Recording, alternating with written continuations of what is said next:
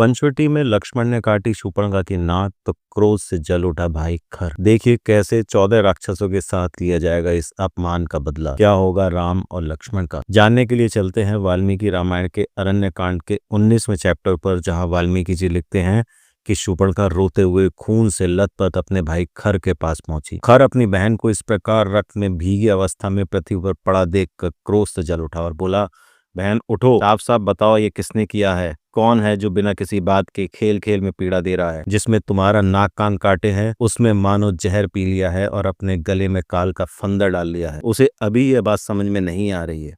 तुम तो स्वयं ही दूसरे प्राणियों के लिए यमराज के समान हो। बल और पराक्रम से संपन्न, इच्छानुसार रूप धरने वाली तुम्हारी यह दशा किसने कर दी? देवताओं, गंधर्व, भूत और महात्मा ऋषियों में ऐसा कौन बलशाली है जिसने तुम्हें रूपहीन बना दिया? मैं संसार में ऐसे किसी व्यक्ति को नहीं देखता हूं जो तुम्हें चोट मार सके। स्वयं इंद्र में भी ये साहस नहीं। मैं आज अपने बाणों से तुम्हारे अपराधी के शरीर और उसके प्राण ले लूंगा। युद्ध में मेरे बाणों से उसके शरीर छिन्न भिन्न हो जाएगा और यह धरती उसके गरम गरम रक्त पिएगी। मैं जिसे युद्ध में खींच लूं उस अपराधी को देवता, गंधर्व, पिशाच और राक्षस भी नहीं बचा सकते। मुझे उनका नाम बताओ। भाई खर की ये बातें सुनकर शूर्पणखा बोली, भैया वन में दो पुरुष आए हैं जो देखने में बड़े ही सुंदर और महान बलवान हैं। उन्होंने काले रंग के मृगचर्म पहने हुए हैं, वल्कल वस्त्र धारण कर रखे हैं। फल और मूल ही उनका भोजन है।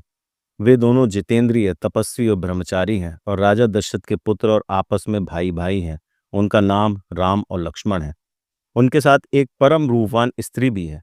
इस स्त्री के कारण दोनों ने मिलकर मेरी ये दुर्गति की है।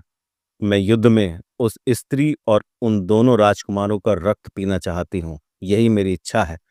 खर ने अपने 14 अत्यंत बलवान राक्षसों को बुलाया और उनसे कहा, शूर्पणखा के साथ जाओ और दंडकारण्य में जो दो मनुष्य एक स्त्री के साथ घुस आए हैं उनको मार डालो और मेरी बहन उन तीनों का रक्त पिएगी। मेरी बहन की जो इच्छा है जाकर पूरी करो। खर का आदेश पाकर 14 राक्षस हवा में उड़ते हुए शूर्पणखा के साथ पंचवटी की ओर चल दिए।